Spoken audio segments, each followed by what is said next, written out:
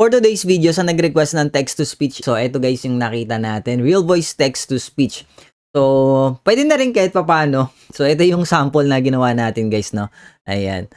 And ito guys, no, meron lang pinapapakita sa inyo na yung mga panghugot na video content. So, medyo gumawa lang ako ng mabilisan dito. Anyway, ang ginawa natin dyan, ito po yung script, no? Ayan, so ito nilagay ko. So, kumuha lang ako guys kay ChatGPT. Ayan, tinype ko lang dito. Ayan, ito yung nilagay ko guys, no? Pwede ba gumawan mo ko ng hugot na matindi? 1 minute lang tungkol sa kanta ni Agsunta. Ito yung title, tahanan mo ako. Tapos yan, ito yung binigay niya. And then, ginawa natin is, pinaste na natin siya dito. Tapos, dito nga pala guys, sa Real Voice, makikita nyo dito yung voice provider natin. Naka-default lang po yan. Dito sa voice guys, may dalawang choices tayo. Filipino. Dito nga pala sa rate at saka sa pitch, pwede nyo paglaro-laruin to. Okay? So, kayo nang bahala mag-adjust dyan para medyo mabago pa yung boses niya. And ito yung preview niya.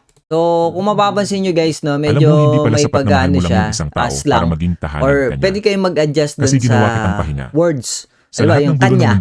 So, pwede mong pag-anin yung guys, no, edit mo lang yung text mo para ma-pronounce niya ng buo yung kanya. Okay? So, hindi ko na kasi in-edit. And then, ang ginawa ko dyan guys, is nilagay ko siya dito sa Filmora.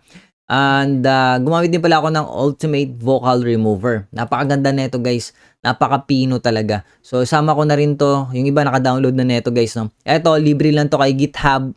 So credits to GitHub guys, no. Yun. Thank you. So dito choose lang natin yung model. So isa lang naman yung model diyan. Select lang natin 'yan. And then select input. Hanapin lang natin yung kanta.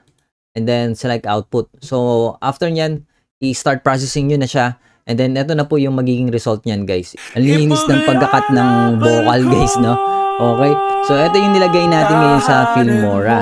Yan yung instrumental at saka yung buong kanta. So, ganito yung ginawa ko dyan, guys, no? So, nilagay ko lang dito yung instrumental. Okay? And then, dito sa last part, nilagay ko dun yung pinaka-ano niya, yung song na may ano talaga, background song. May vocal na. Ngayon, naiintindihan ko Ayan na. Hindi pala ako yung tahanan mo. Ako lang yung pansamantalang silungan mo habang wala ka pang mapuntahan. At ang pinakamasakit, minahal kita na parang permanente. Diba?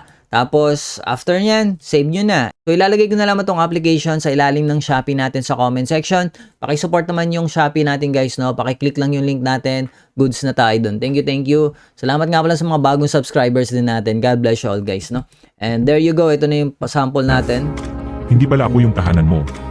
Ako lang yung pansamantalang silungan mo habang wala ka pang mapuntahan. At ang pinakamasakit, minahal kita na parang permanente.